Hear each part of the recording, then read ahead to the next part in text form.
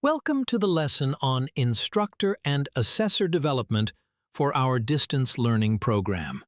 Today, we're covering the first module in the Train the Trainer series.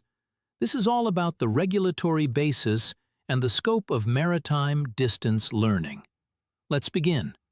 Let's dive into the learning outcomes for today's session.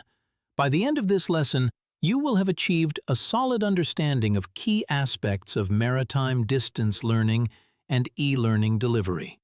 First, we'll explain the objectives and coverage of Maritime Memorandum Circular number SC 2021-10. We'll talk about its regulatory anchors, its 3 direct implications for instruction, and identify the specific institutions and courses within its scope. Moving forward, we'll define 10 operational terms commonly used across distance learning and e-learning course documentation. These include terms like distance learning, e-learning, asynchronous and synchronous delivery, online learning, blended modes, face-to-face methods, LMS, LMS delivery, receiving technology, and cloud-based simulation. Each one will be clarified in the context of today's evolving educational framework. Third, we'll explore the roles and requirements for instructors, assessors, and supervisors in the scope of distance and e-learning delivery. Topics such as accreditation, DL/EL training, LMS familiarization, assigning assessors and alternates, and supervisor designations will all be discussed in detail. Lastly, we'll tackle the boundary between distance learning delivery, training, and LMS familiarization. Most importantly, you will recognize a frequent audit issue where platform fluency is mistaken for compliant maritime training delivery. By the end, you will confidently understand how each outcome connects to its respective section of today's lecture, and how to apply this knowledge in your teaching or supervisory roles. Let's get started. Let's discuss something crucial: why this lesson exists.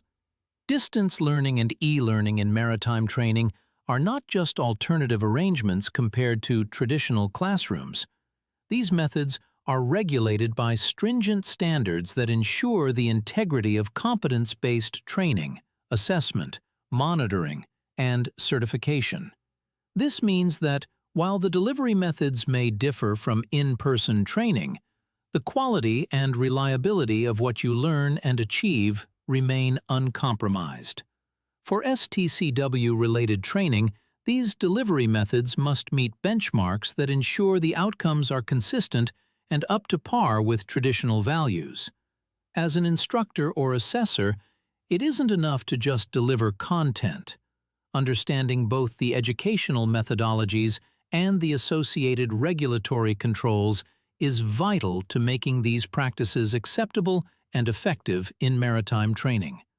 This lesson is designed to empower you with the knowledge you need to navigate this educational landscape seamlessly. Let's delve deeper into these important aspects together. Section 1, where we'll be exploring the objectives and coverage of Maritime Memorandum Circular number SC 2021-10. This is part 1 of 5 in our series, so let's start strong. In this section, we're going to uncover everything you need to know about the regulatory foundation of this circular, including the legal anchor and its stated purpose. We'll then shift our focus to the kinds of institutions and courses that fall within its scope, as well as discuss what's outside its boundaries. Lastly, we'll examine the 2 key delivery modes that the circular recognizes: blended learning and online education. The regulatory foundation of Marina, MC-2021-10, a crucial maritime policy, stems from a strong foundation of international and national standards. Let's start with the big picture. The circular doesn't operate in isolation. Instead, it exists at the intersection of 5 key regulatory instruments.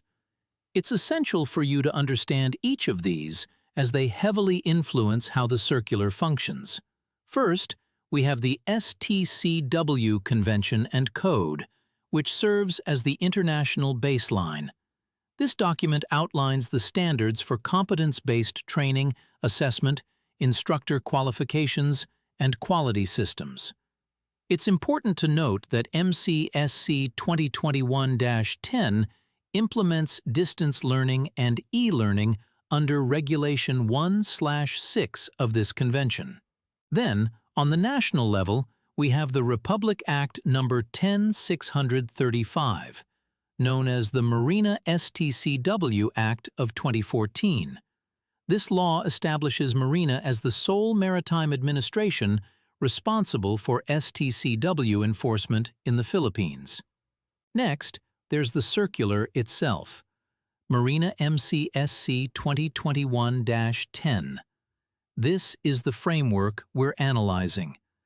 It outlines policies for development, learning management systems, assessment controls, and more.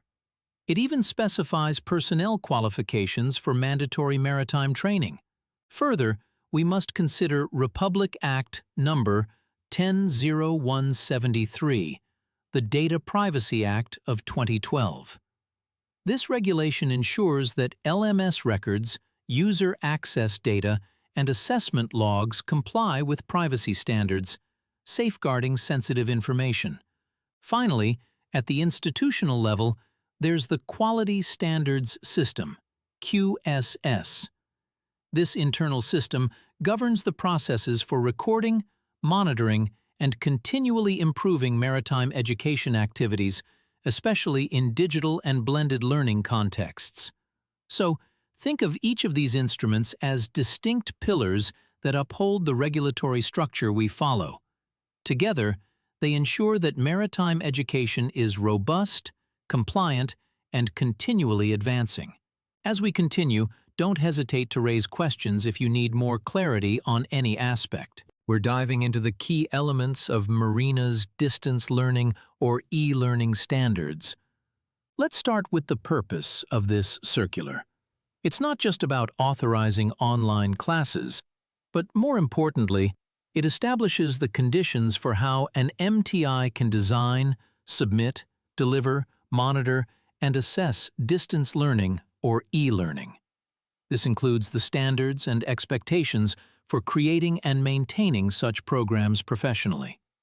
Now, for the instructors and assessors, there are 3 direct implications you need to be mindful of. First, alignment.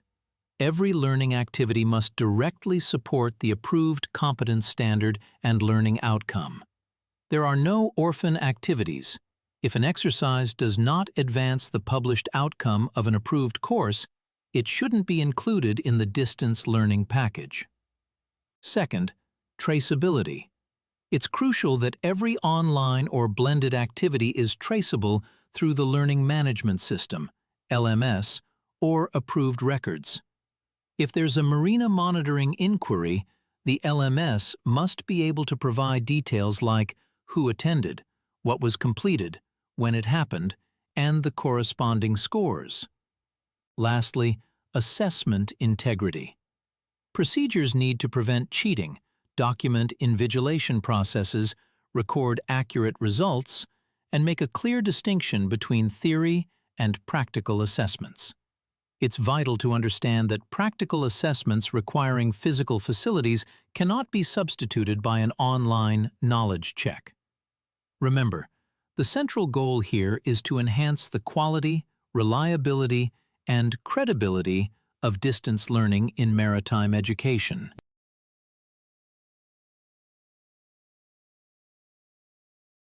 Let's discuss the scope and coverage of this particular maritime circular. Starting with Section 1.3, the scope is institution-specific, course-specific, and related to certification. It clearly outlines what is and isn't included under the approved scope. First, what's covered in the scope? It includes approved STCW mandatory training, which entails everything from end-to-end development of distance learning or e-learning course packages to Marina's approval processes. It also covers aspects like LMS administration, documentation, tracking, reporting, and security measures, as well as examination and assessment controls, instructor, assessor, and supervisor requirements, and the completion and certification rules. Now, let's talk about what's not automatically included. Any online activity that exists outside of the approved package, for example, informal webinars, promotional briefings, generic technology tutorials, isolated video uploads, or unapproved online tests, is excluded. Even LMS navigation orientations or any unauthorized activities not incorporated in the approved course package are not considered compliant. And finally, the critical boundary. This is very important. Merely using an online tool does not automatically make a course compliant. Compliance is built on several factors working together: course approval, alignment with outcomes, LMS evidence, qualified personnel, strong assessment controls, and adherence to established institutional quality procedures. Remember, scope and compliance are the pillars of a successful and approved distance learning setup. Let's delve into the recognized delivery modes for STCW courses as outlined by the Maritime Circular. You'll find this quite insightful. First, under Section 1.4, it's important to note that two distinct modes of delivery are recognized: blended learning and online learning. These modes are not interchangeable, and understanding their application is crucial.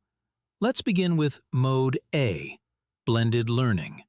This is considered the default delivery method for most STCW mandatory courses. It combines distance learning for the theoretical components with face-to-face training for practical competencies. When should you use blended learning? For courses like firefighting, survival training, security, or ECDIS, where learners must physically demonstrate competence using specific equipment or simulators, blended learning is the ideal choice. Next, we have Mode B, online learning. This mode operates under conditional approval and is entirely dependent on course-specific suitability. Online tools through a virtual platform can manage lectures, assignments, and even assessments. But when should you use it? This mode works best when every competence required in the course can be validly conducted online, typically for knowledge-based or regulatory subjects. Finally, let's touch on the practical component boundary. This is critical in determining the appropriate mode. Most courses requiring laboratory equipment or simulators inevitably need face-to-face training. However, in some cases, cloud-based simulation may suffice if it's specifically approved and suitable for the exercise. Remember, no amount of online theory can replace the necessity for practical demonstrations of competence. In summary, understanding these two modes and their application is key to aligning with the circular's requirements. By adhering to these guidelines, you ensure compliance and the highest quality in maritime training. Section 2. Key concepts and definitions. This part is designed to set a strong foundation by defining critical, operational terms that will be used consistently throughout. These will appear in course documents, LMS pages, instructor briefings, and trainee orientations. Let's ensure we're all on the same page. To begin, let's examine some essential definitions in the upcoming slides. Let's delve into some important and highly relevant concepts in distance and e-learning, otherwise known as DL and EL. Let's begin with 2.1, the umbrella mode.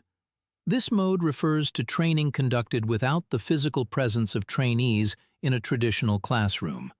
Instead, learners are engaged through virtual means, such as online classes, video conferencing, or other audio-visual technology. This strategy accommodates different places and times, creating flexibility in education. Now, let's elaborate on the two main delivery methods. Asynchronous delivery. This method involves conducting classes at different places and different times. For example, self-paced modules, recorded lectures, embedded quizzes, reading tasks, and assignments submitted via an LMS. Learners can access the material at their convenience, making this ideal for accommodating varying schedules. On the other hand, synchronous delivery. This uses platforms that connect instructors and trainees in real time, regardless of their physical location. Examples include live video lectures, real-time discussions, and monitored online sessions. In this case, participants are present at the same time, ensuring immediate interaction. It's noteworthy that both asynchronous and synchronous methods require attention to structure and organization. Asynchronous delivery must have a robust framework and tracking systems, while synchronous sessions benefit from clearly outlined agendas and diligent attendance.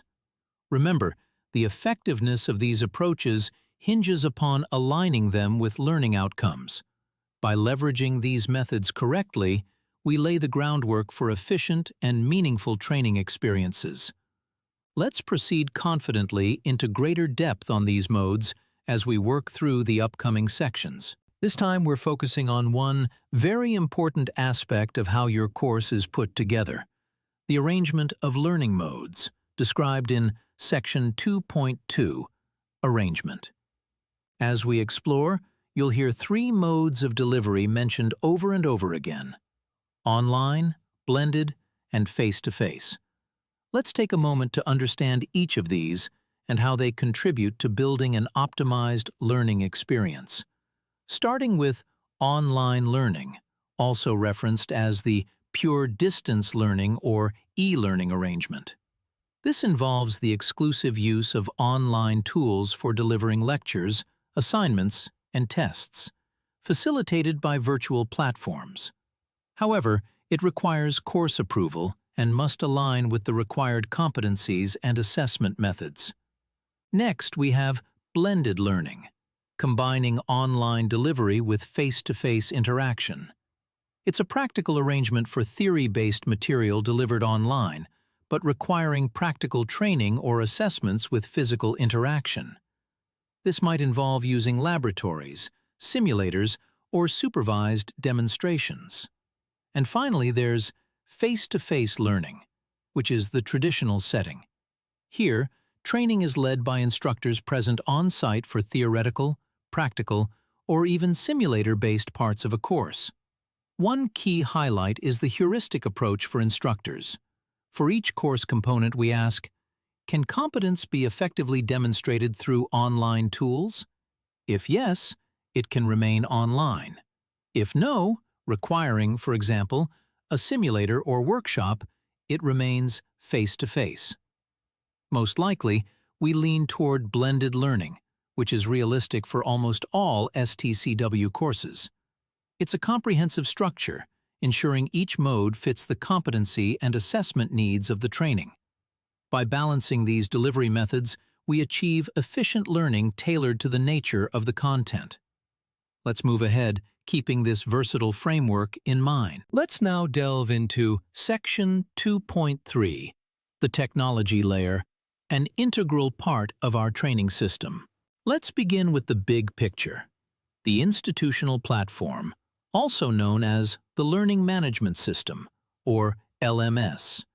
It's not just a file repository.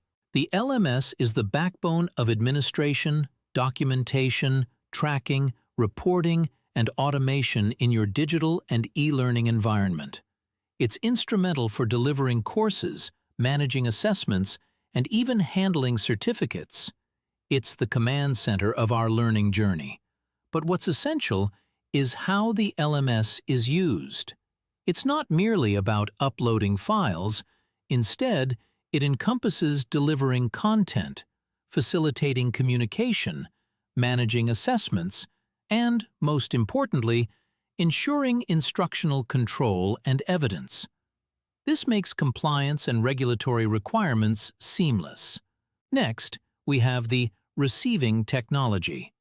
This refers to the devices and software learners use, their laptops, mobile devices, operating systems, browsers, and other tools to access course materials.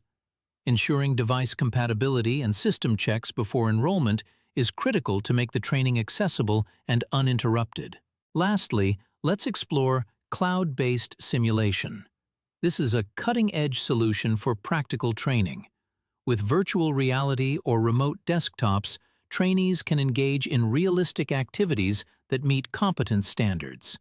However, remember, any new solution involving cloud simulation is approval-bound and should be treated carefully. So, as you can see, technology is not just a layer. It's the enabler, making the education process efficient, effective, and innovative. Let's continue to embrace and maximize these tools in our training journey. Section 3. This is the detailed explanation phase of our journey, the operational core of the lesson. Here, we'll explore what each requirement of the circular asks of the instructor, the assessor, and the supervisor on a working course day. This foundation ensures everyone is aligned for success.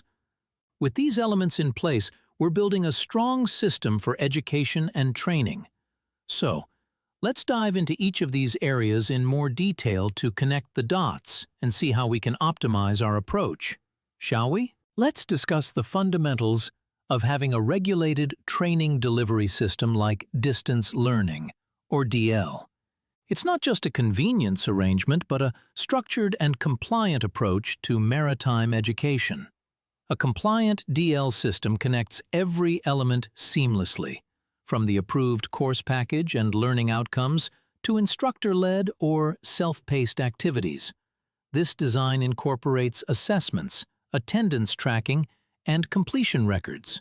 At its core, the Learning Management System, or LMS, supports every administrative, documentation, and tracking need to ensure everything aligns with Marina guidelines, particularly Section 15. So, what does this mean in your role? Let's start with instructors. Every virtual classroom must be approached like a maritime training lesson. Think learning outcomes, content sequencing, interaction points, formative checks, assignments, activities, and evidence of participation. Here's a key takeaway. The LMS isn't a locker to hold training materials, it's the lesson itself. For assessors, the mission is fair and secure competency evaluation. Online exams should be controlled, documented, and authenticated, with invigilation when required and records preserved for monitoring and surveillance.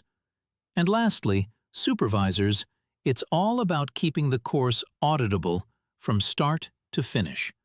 Courses must remain available, both for internal MTI review and Marina oversight, even after delivery. By working together within this regulated framework, everyone plays a crucial role in ensuring quality and compliance. Let's move ahead to look at how we can excel in these roles. In this discussion, we'll break down the key aspects of Section 3.2 of the Marina 2021 Guidelines and establish how they inform the general requirements for a distance learning or e-learning (DLEL) program. A compliant program begins with the basics. 6 baseline conditions. These aren't arbitrary, they're lifted directly from the STCW Code guidance and subsequently adopted by Marina Circular SC 2021-10. Every module within your program should start on the right foot. Its purpose? To set clear expectations for trainees. Instructors should never dive straight into content without first addressing the learning outcomes, building clear instructions, and specifying required evidence and communication methods.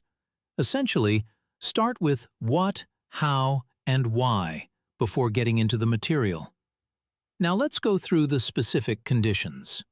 First, a DLEL program must be delivered by a maritime training institution, or MTI, whose courses are duly approved and accredited. This ensures the credibility of not just the program, but also the institution behind it. Second, the delivery mode must be suitable to the intended objectives and training tasks. The method chosen should pair naturally with the objective. Some competences may require hands-on work, while others may lend themselves to theory-based remote learning. Third, every trainee should have access to detailed, concise instructions.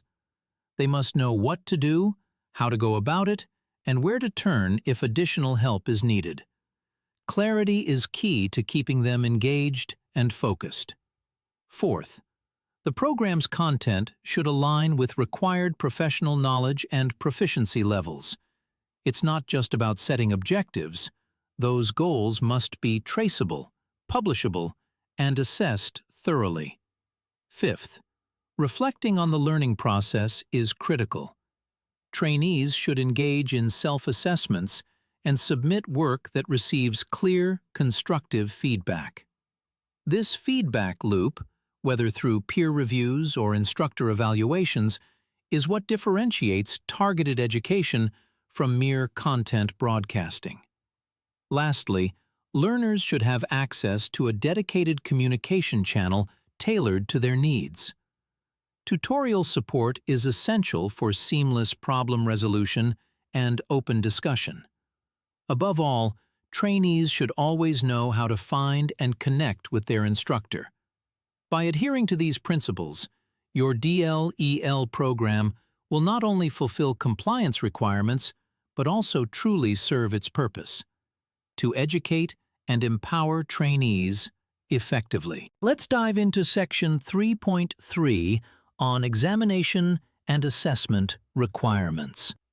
This section is crucial for understanding the standards and expectations for evaluating trainees effectively within any learning program. There are 5 distinct assessment levels, each serving a unique purpose. First, we have self-assessment. This is reflective and supports learning. It's designed to help trainees think critically about their progress and identify any gaps in their knowledge. These are often embedded in asynchronous modules and encourage active participation in learning rather than serving as formal evidence of competence. Next is the instructor-marked assignment.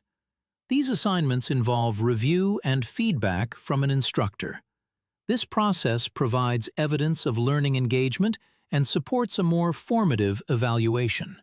It's an opportunity for trainees to receive guidance and improvement suggestions. The third type is modular or formative examinations. These are embedded directly into the Learning Management System, or LMS. Their purpose? To check progress at defined points in a course. These exams are specifically aligned with the expected learning outcome of the respective module or component. Now we move on to summative examinations. These occur at the end of a module. Summative assessments are more formal and need to be secured, documented, and valid for the level being examined. They measure the achievement of objectives thoroughly. Lastly, we have practical assessments. These are arguably the most hands-on of all the assessment levels. They require approved conditions, facilities, equipment, and accredited assessors. Here's a key point. Even if the theoretical part is delivered online, the practical demonstration shouldn't be overlooked. It must be conducted under appropriate conditions when required. One thing to watch for: a self-check quiz embedded within a module may support learning, but it doesn't automatically satisfy summative requirements. Likewise, practical assessment is governed by the approved assessment criteria and tool requirements of the given course. Understanding these 5 levels ensures you can set clear expectations, properly evaluate progress, and provide meaningful, valid assessments for your trainees. Let's talk about Section 3.4, titled The LMS as Regulatory Evidence. This is a crucial topic, where the learning management system serves as both a tool and as evidence for compliance and regulatory standards. There are 6 key control areas that together form the evidence trail. Let's break these down one by one. First, administration. This involves managing accounts and access control. For instance, having unique trainee accounts, properly creating them, and managing suspension or termination of access is essential for compliance and record-keeping. Next up is documentation and conduct. Trainees must have everything they need from day one. This can include course information, schedules, learning outcomes, resources, instructor details, assessment rules, guidance on integrity, and even feedback tools. This makes sure they are equipped and informed as they progress. The third area is tracking and monitoring. The LMS records progress, participation, attendance, time spent, and even completions. For synchronous sessions, it may include screenshots or recordings.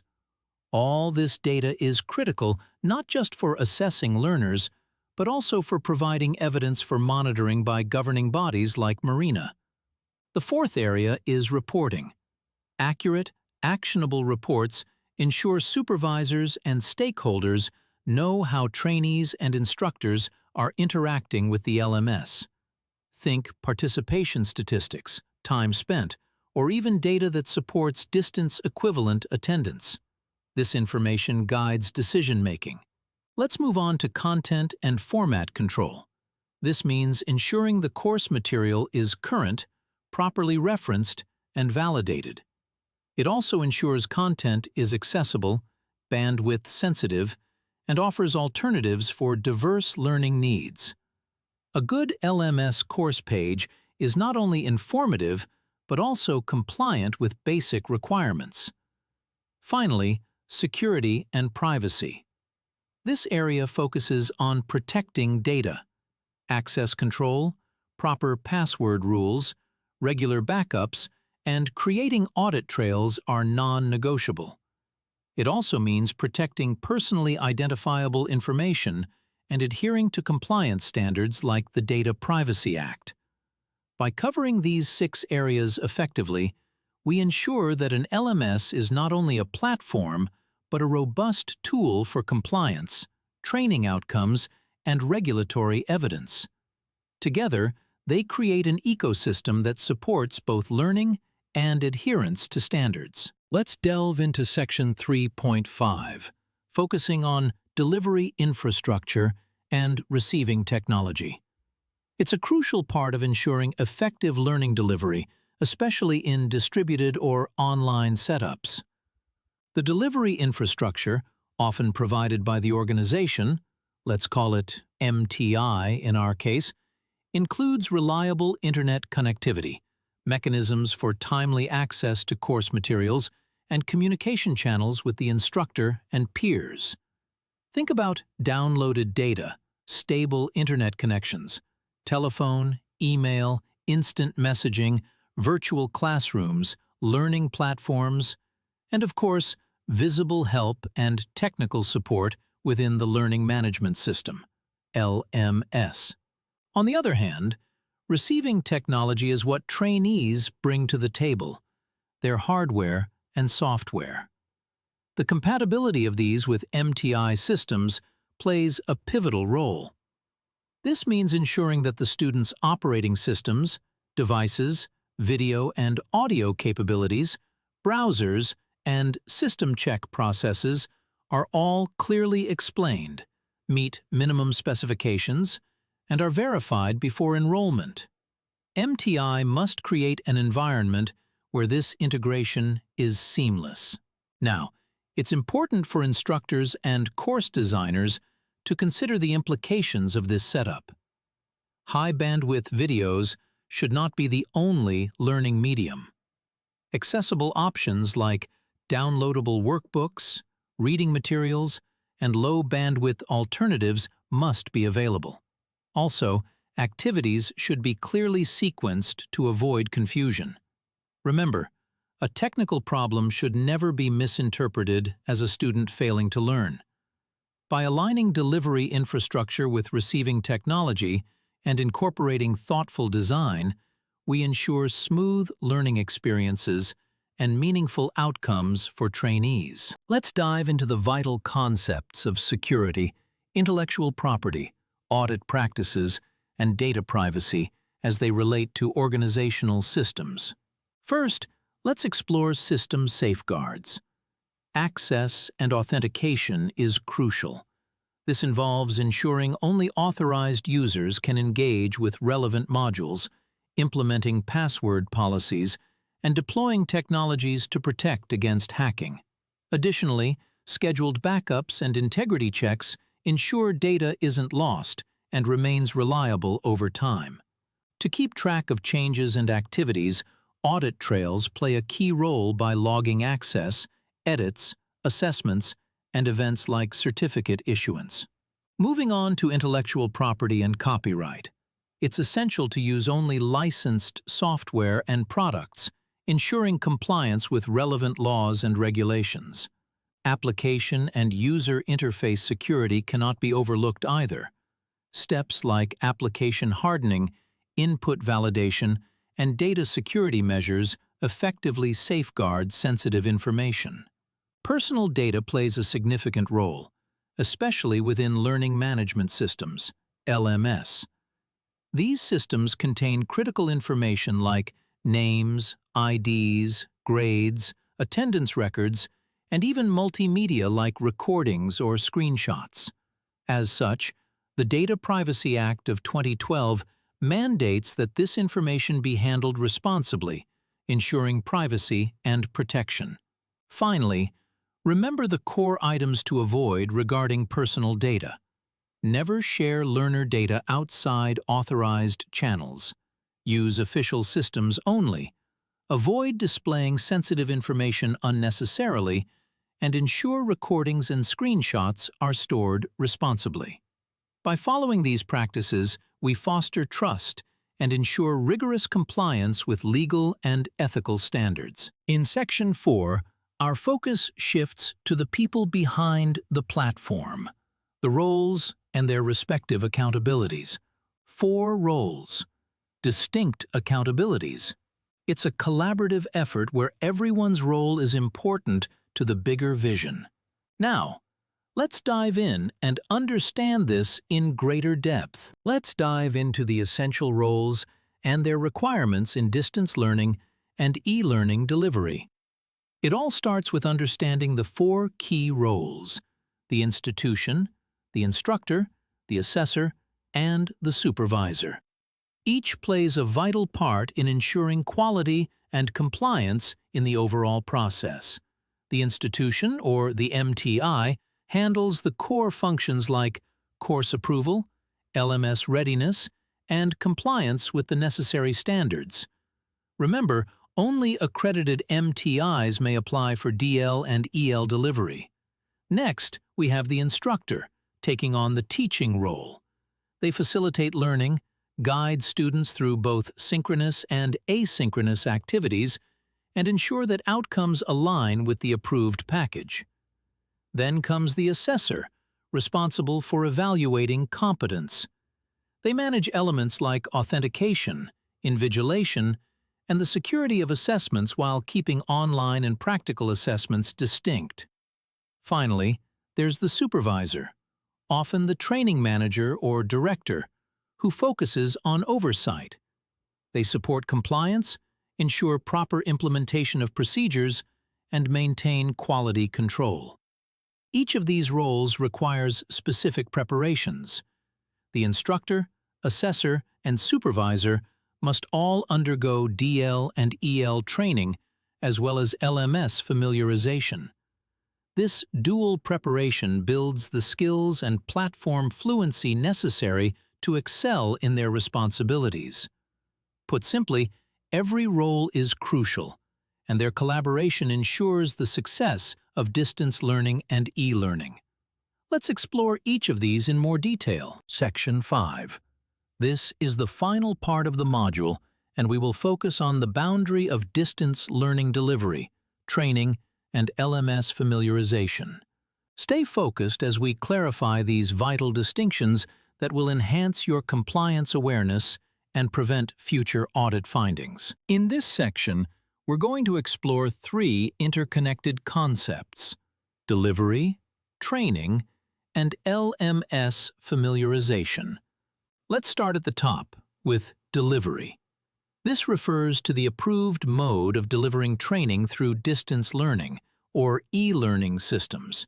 It includes tools like the learning management system, online or blended modes, communication, tracking, content sequencing, and even records and attendance evidence. For example, think of a Marina-approved course that's delivered via an LMS, complete with synchronous sessions, asynchronous modules, formative assessments, instructor feedback, and traceable records. That's what delivery is all about. Next, we have training. Here, we focus on the substantive learning process that aims to develop the knowledge, understanding, and competencies needed to meet core standards, or STCW competence. This is outcome-based.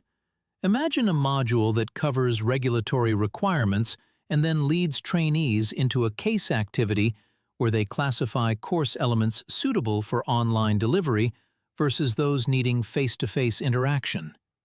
That's training in action. Finally, familiarization refers to LMS orientation. This is not about teaching the course content or assessments, rather, it's about ensuring everyone knows how to use the LMS effectively. As an example, think of a tutorial for instructors covering steps like logging in, uploading materials, creating quizzes, or accessing reports and recordings. We're diving into a critical topic: safety, regulatory, and operational considerations for distance learning. We call this approach the 7 lenses of distance learning, offering a comprehensive checklist to guide the design, delivery, and supervision of any distance learning component. Let's take a closer look. First up, competence protection.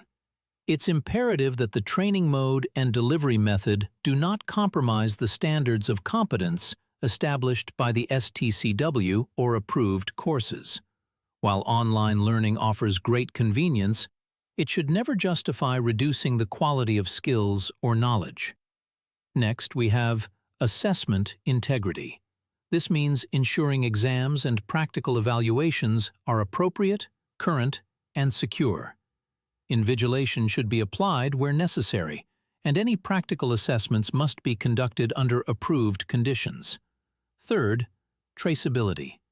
Distance learning systems must provide robust learning management system records that cover everything from attendance and participation to completion scores and feedback. These records are crucial for monitoring and quality assurance. Fourth, data privacy. Regulating the handling of personal information, including recordings, assessment results, and other sensitive data, is a legal and ethical obligation. Procedures must align with institutional policies and the Data Privacy Act. Then, cybersecurity. As trainers and administrators, our duty extends to protecting access to materials, applying password controls, maintaining audit trails, and safeguarding all training records. Sixth, accessibility and connectivity. Understanding the diverse technological capabilities of learners is key. Materials should be accessible across varying bandwidths and receiving devices, backed by reliable help channels. Finally, role accountability. The roles of instructors, assessors, and supervisors must remain distinct but collaborative. Instructors should focus on teaching, assessors on evaluation, and supervisors on verification. Clear role responsibilities ensure that these interactions support the overall learning goals.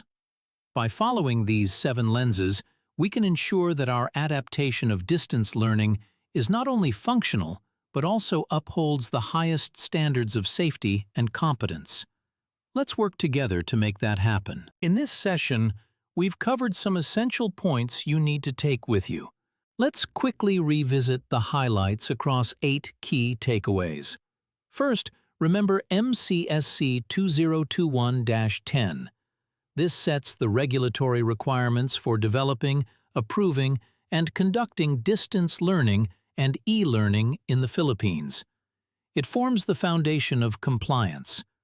Second, it applies specifically to maritime training institutions and STCW mandatory training courses required for STCW certificates. Keep this in mind as it narrows the focus of the regulations. Third, distance learning and e-learning must align with STCW Regulation I-6 and the STCW Code. This includes crucial factors such as training, assessment, and quality assurance. Fourth, blended learning, which combines distance learning for theory and face-to-face sessions for practical work, is the ideal approach. Purely online options should only be utilized where absolutely valid. Fifth, the Learning Management System, or LMS, is fundamental to regulatory compliance. It serves as an evidence and delivery system for administration, tracking, reporting, and even issuing certificates. Sixth, instructors, assessors, and supervisors must be accredited and complete both DL/EL training and LMS familiarization. This ensures consistent standards across the board. Seventh, LMS familiarization must not be confused with regulated training delivery. While platform fluency is essential, it is not a substitute for approved course content or proper design. Lastly, the maritime industry's practical and safety-critical focus cannot be compromised. No matter how we innovate, competence in this sector must remain our highest priority. To sum it all up, distance learning should support competence development and maintain regulatory compliance. Our ultimate goal is to never lower the standard, only to elevate it. Thanks for being a part of this journey, and let's move forward with this understanding to ensure impactful and compliant learning experiences. Thank you very much for completing Lesson 01. As you reflect on the key topics we've discussed, it's a great time to pause and organize your thoughts, any questions, and consider the next steps in your learning journey. Remember, every concept we've tackled lays the groundwork for the skills and frameworks you'll need moving forward. In our upcoming lessons, we'll begin translating today's framework into practical work. That means finally, every successful journey begins with the first step. You've taken yours by completing this lesson.